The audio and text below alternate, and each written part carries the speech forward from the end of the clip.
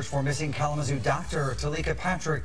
It's now been 3 months since Patrick was last seen. The 33-year-old was in the middle of a psychiatric residency at Borges Medical Center when she seemed to vanish into thin air. She was last seen on surveillance video at the Radisson Hotel in downtown Kalamazoo and leaving the hospital. Her car was later found on I-94 in Porter County, Indiana. Today, we talked with Teleka's family about the private investigator and new tips in the case. News Channel 3's Jessica Harthorn is live in Kalamazoo now with the new information we have. Jess.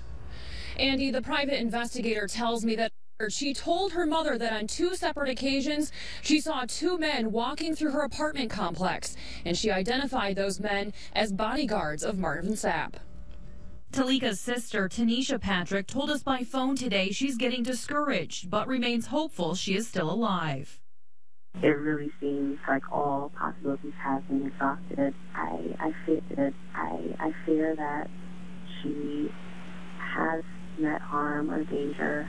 We remain encouraged as a family that in the midst of it all, God is there and He's with her and He knows where she is.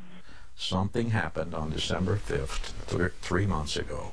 Private investigator Jim Carlin tells us Pastor Marvin Sapp deserves a closer look in connection to the disappearance of Teleka Patrick, even though the Kalamazoo County Sheriff said during a press conference that Sapp was just a victim of stalking and nothing more. She also told the mom, and Mrs. Patrick talks about this often, if anything happens to me, you've got to look at that church.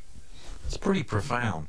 Carlin tells us he's received several anonymous calls from people in Sapp's congregation, upset that the church has not done more to help find Teleka. They take the position and have told their congregation they just refuse to talk about it.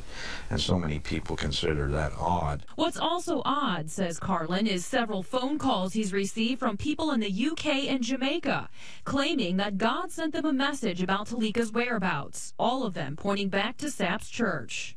The one lady said, I don't know if it's a residential number, a highway number, and I keep seeing this number 1250. And Carlin reveals 2 suspicious phone calls were also made to Teleka's mother, possibly from Teleka herself. She said it sounded like a person trying to say something as if they wanted to start a sentence of some sort, and it was just very, very vague, and they hung up. Anyone with information about Teleka's whereabouts is asked to call the Kalamazoo County Sheriff's Office or Silent Observer. There's a $20,000 reward. And today we did reach out to Pastor Sapp for comment. Someone at his church declined on